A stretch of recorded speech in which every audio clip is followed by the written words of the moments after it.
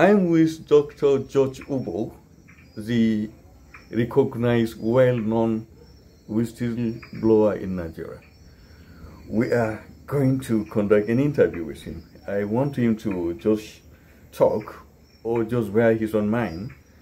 Few days before President Muhammadu Buhari leaves the presidential villa, Dr. George Uboh, what are you going to say about on Buhari now that he is just leaving the villa and he has introduced so many policies, especially the whistleblowing policy, the treasury single account, among others? What are you going to say on Buhari? Thank you very much, listeners. Good evening. I'm George Uboh. First, I wanted to say a special thank you to Voice of America Hausa Service. You have given me the opportunity to air my views regarding the issues germane to corruption, huge amounts of money. So I say thank you to that.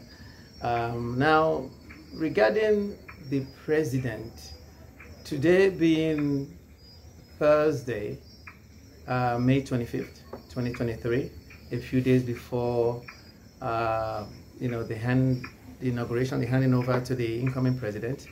Yes, we have to reflect on what has transpired. To me, it is a bittersweet experience.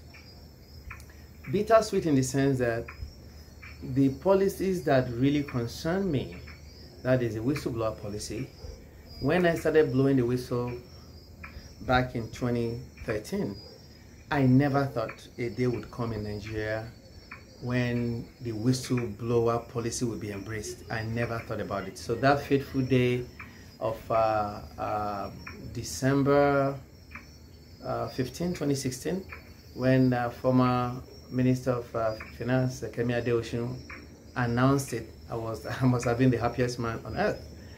So we have to commend the president for rolling out the policy, because whistleblowing, as it implies, is giving information on any wrongdoing, any crime that has occurred, is occurring, or about to occur. But I have said in different fora that while the president meant well, while the president was very audacious in bringing out this policy, his cabinet members derailed the policy. I have always said that if a whistleblower office is set up properly in Nigeria, that office will be busier than 3 ministries put together, because whistleblowing is not just about giving information on a bank account. It goes into even security. The way it's done, if you have information that they're going to bomb the pipeline, they're going to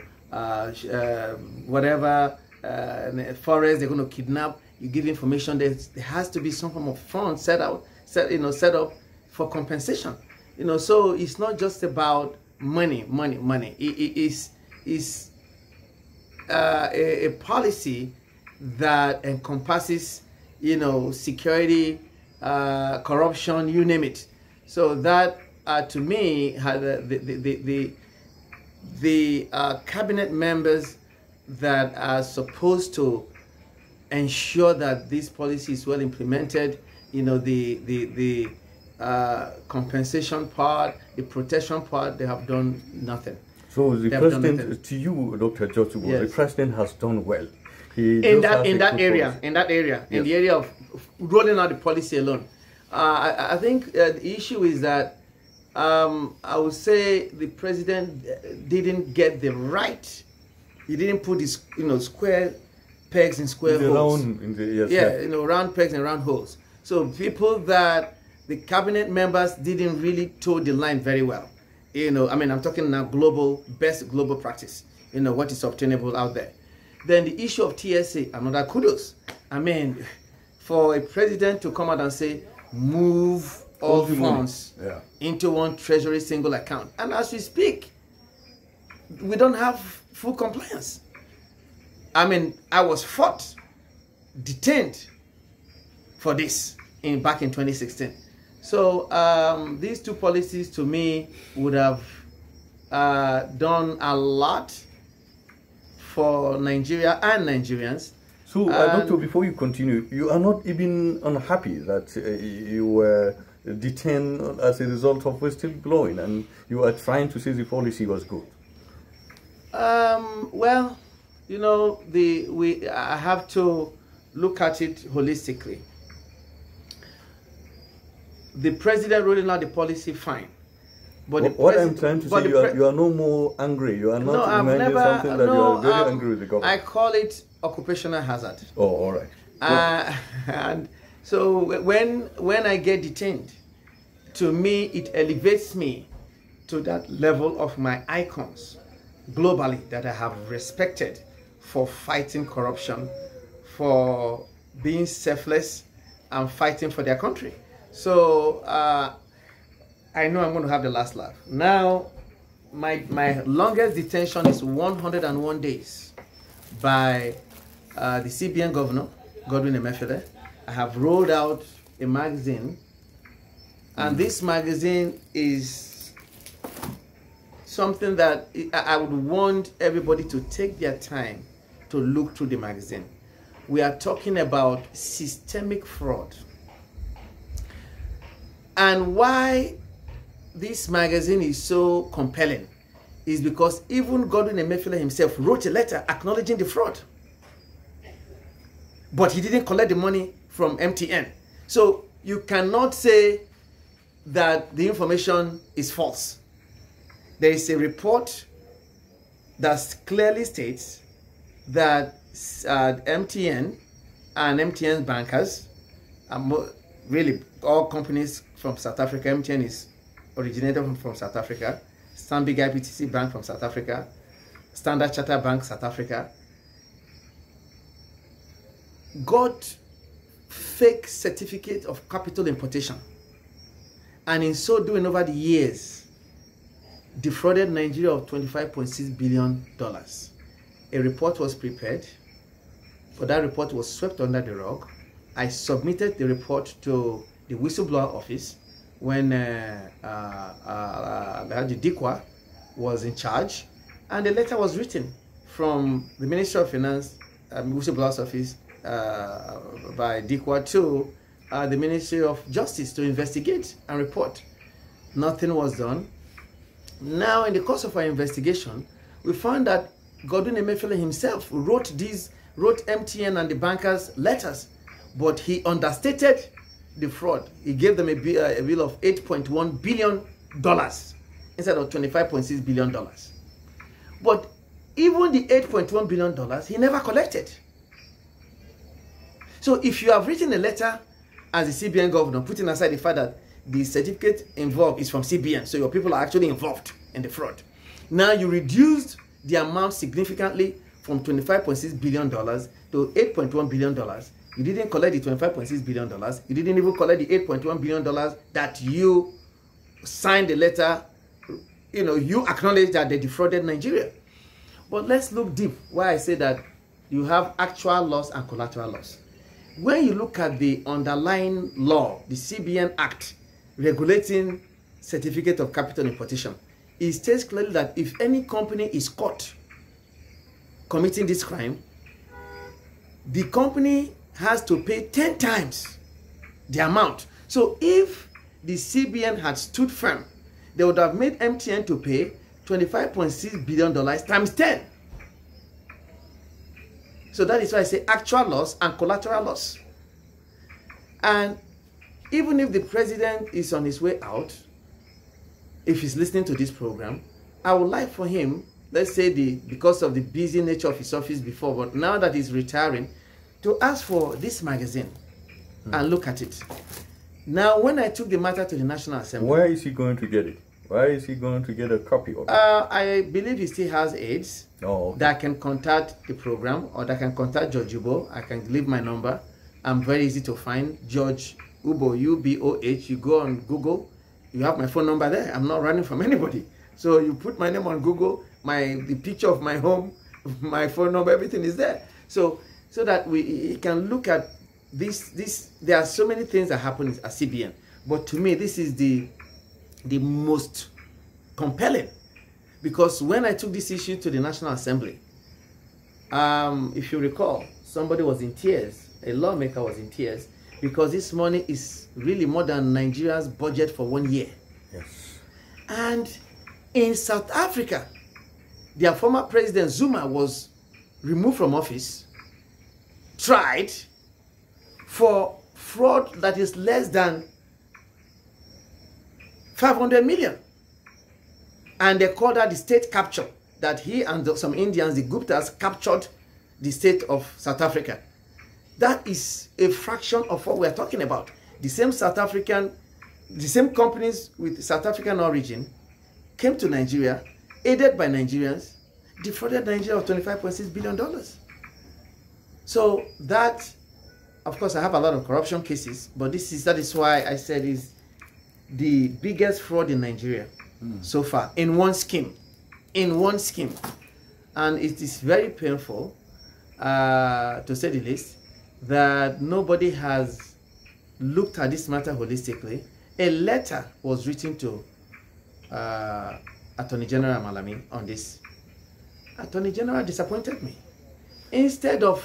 But Dr. George Uboh, you could remember that there was a time I spoke with him. He responded to all what you have said.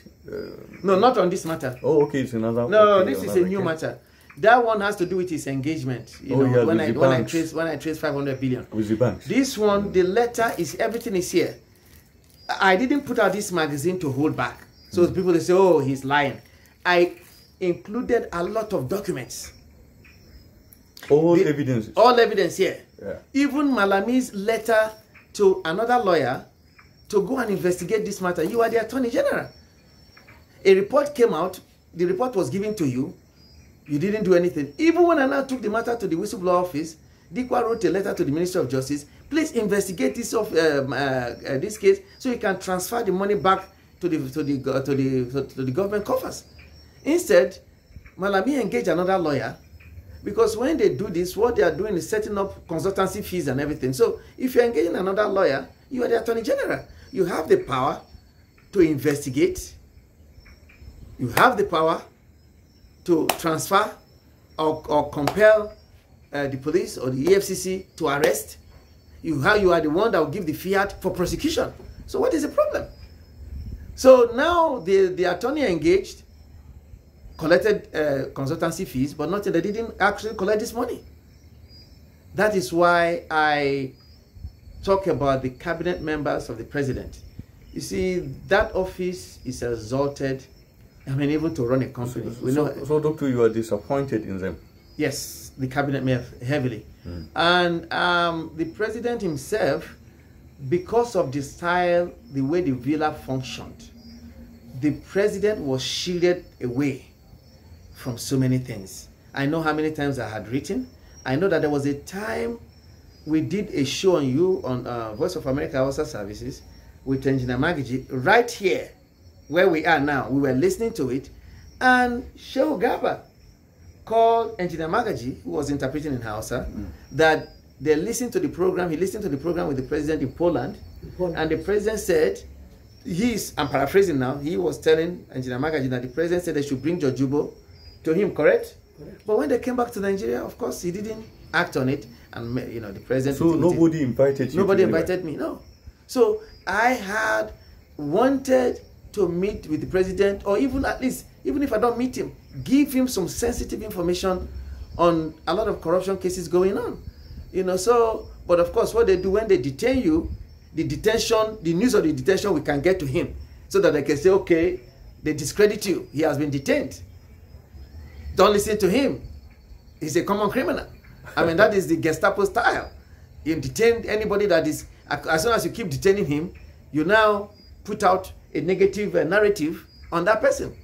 So that is what went on. So Godwin Emefiele had me detained for 101 days for defamation of character, because I simply wrote him a letter bringing to his attention the monies, the fraud we found out at CBN.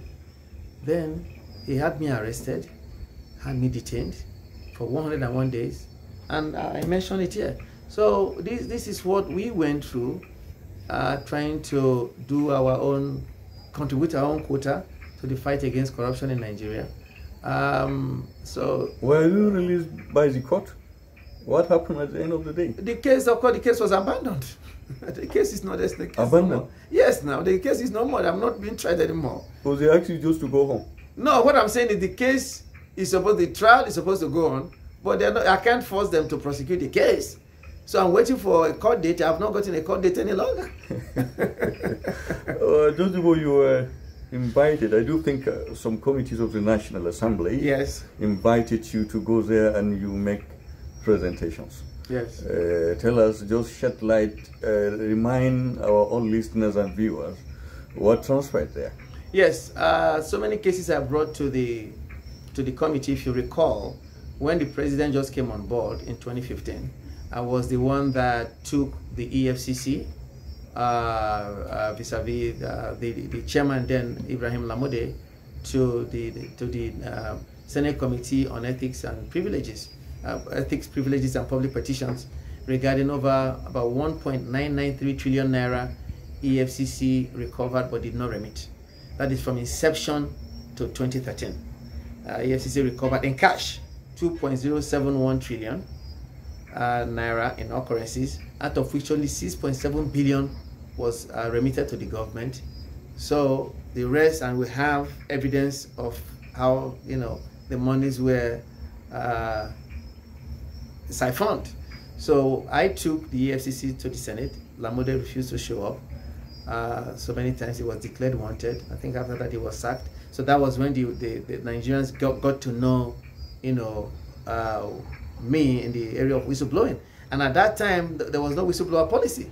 So after taking this risk, a huge risk, I was highly elated. I was very happy when in 2016, a year later, boom, the president announced via Kemi Adeosun the whistleblower policy, which to me the best thing that ever happened to this country. But you know what happened to whistleblowers like myself thereafter, how they tried to gag us, how they tried to stifle us, to silence us, to detain us, and put out wrong narratives that we are giving forcing one thing or another. But that doesn't really, that never deterred me, because like I said, it's occupational hazard, because whistleblowers across the globe went through the same thing. It's not a sweet profession, to say the least. So I'm not perturbed about that. As they say, focus, keep your eye on the ball. As long as what I have is genuine, is truthful, no matter what they do to me, I know that the day will come. So you have never benefited from any reward? Yes, I have. What? I have. I'm a beneficiary of the Paris Club. Oh. And I thank the president for approving that. In fact, a few days ago, yesterday I think, he sent to the Senate to pay, to approve payment for judgments, some of them the promissory note. I'm one of the beneficiaries of that. What I did had to do with the underlying judgment of $3.1 billion. The judge that issued that judgment committed judicial fraud. So I blew the whistle via engagement by the Nigerian Governors Forum, and I was on TV, on radio, in the papers, criticizing the judge for awarding 15% of $3.1 billion, which is $478 million, to a company that is not party to the lawsuit. You don't need to be a lawyer to understand that. You cannot come and benefit from a lawsuit when you're not a party to it.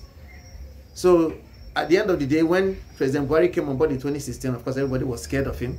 And the judge was arrested, actually, and disrobed. He's no longer a judge.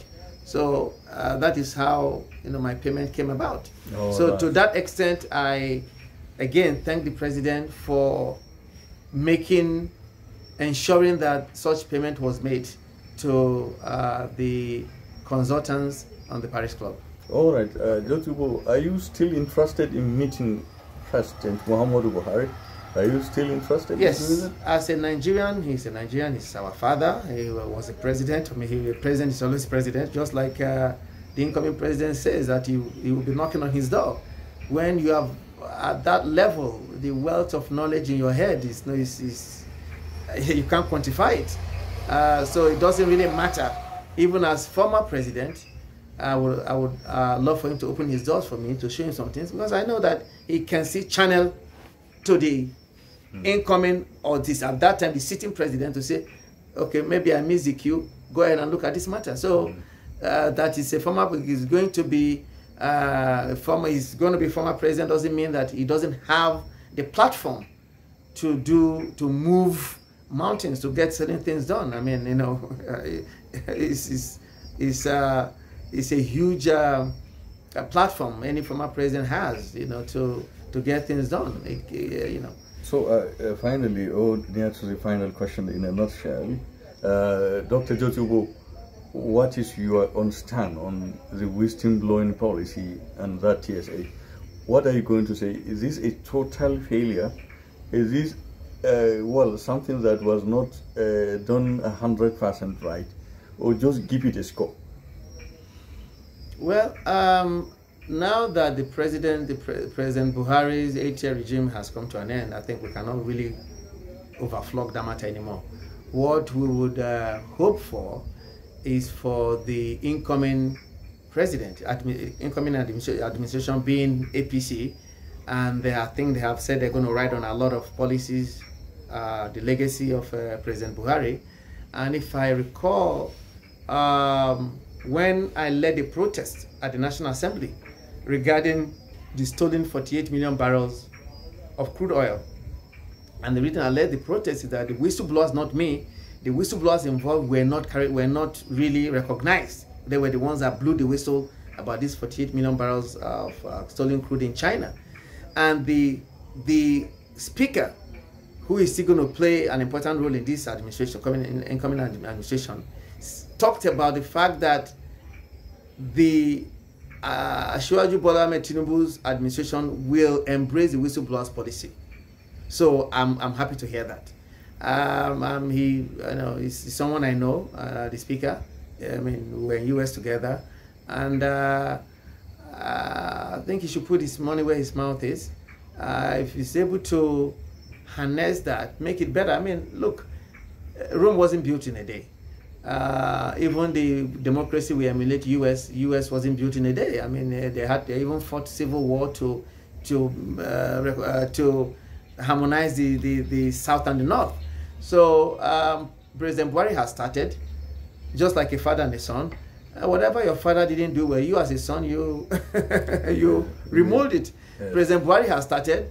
So I feel the incoming president, Asiwaju Bola Ahmed Tinubu, should look at whatever the TSA policy, the whistleblower policy, and say, okay, maybe this is where we got the former administration got it wrong. Then we put it together and make it better. The next administration, the same thing. What I wouldn't like is for a policy to be going and another person comes and kills it. You know, that happens a lot in Nigeria. That is why when I look at the American system, you see that no presidency is bigger than any organization. You understand what I'm saying? Even when Donald Trump was president, he was talking on the phone, they were listening on the phone, because that is the system he met on ground. He was shocked to hear that when he was talking to the Ukrainian president, people in the White House were listening, but they couldn't, because that is what they do. You know, so what I'm trying to say is that, you know, when you have a country, what I pray for is that the institutions in Nigeria be so big that no president can be bigger than institution. So if the institution set up by Buhari, this whistleblower, make it, let's say it's an institution, no president should be able to come and break that institution. That's good. You understand what I'm saying? Yes. So let's build institutions, not personalities. Yes. All right. Finally, Dr. George Uboh, there was a time you said, if the government would pay attention on the recoveries, maybe Nigeria may not likely need any foreign debt. Yes. There was a time you said that. Yes. Just expansion. Yes, I mean, this is a perfect example. Oh, is that? I mean, 25.6 billion US dollars. Just move it closer. 25.6 billion US dollars in actual loss. Collateral loss, 280 billion US dollars. That is just one. So we have a lot of leakages like this. If we go into the oil sector, stolen crude, unremitted crude oil revenue, so many leakages. In fact, when you look at the leakages that I have been opportune to study, you will really understand that God has blessed our country for us to still be surviving, because there's a lot of leakages, and that is why I came out with a blueprint. It's called Integrated Technology for Security and Homeland, for Homeland Security. What that does is to ensure that all the organizations, all the law enforcement agencies are hooked up to the technology so that they share data. I started by talking about the database. You cannot fight crime if you don't have the data of the people in your country. Because a place like UK, US, you're anywhere, whenever there's a shooting, they go there, they dust the fingerprint, then they go and match it. Well, the reason they're matching is because they already have the database of the fingerprints of the people in that country. If you don't have the fingerprints of people in Nigeria, even if you go to a shooting scene and you get fingerprints, how do you match it? So I started by saying, if we don't get the database of people in Nigeria, forget it. We cannot get anything done. So yes, so I have a lot to do regarding that, and to ensure that, when you, that is what I always say, you cannot stop people from stealing. God created all of us in this world. People have different character traits. What you do is you block the loopholes. Now, in South Africa, before the World Cup in 2010, I studied in South Africa, did my security studies there. I go there to buy my security gadgets. When we get to the airport, foreigners, you give them receipt for your VAT, for 40%. They will look at the VAT and they give you your VAT in dollars right there. After the World Cup, I went to South Africa again. I went to the VAT office, gave them my receipt. I was expecting to get some cash. They said they stopped the system. I said, why? The guy started laughing. He said, they caught that there's been a lot of fraud. That foreigners will come to VAT office with fake receipts. They will give them cash. But when they send the receipt back to the stores, they say that the receipts are fake. So that the only way to stop it is when you come now, they don't give you cash. They give you a debit card, so they can verify the receipts. After they verify the receipts, they will now load your card. They will send you an email. We have loaded your card. Go and collect the money anywhere you are. But if the receipt is fake, of course, they will send you the email that the receipts are fake. So that cut out. You see, they didn't say you shouldn't get fake receipt, because that is your character. So all they do is you block it. You understand what I'm saying? So that is what I'm doing. I'm saying that, yes, we have a lot of loopholes. You see a minister, you say siphon 2 billion, 5 billion, it's because of the loopholes. You go and you block it. That's what you got to do. All. Yeah. You just block them. Yeah, block the loophole. Even if somebody has bad intention, he cannot get access. Yeah, you block the loophole. Yes, that's what you do. Thank you very much, Dr. George Uboh. You're welcome. If we get another time, or maybe if the new administration comes on board, perhaps if you have something to say, then we are going to come back so that we talk to you. Thank you. God bless you. God bless you, sir.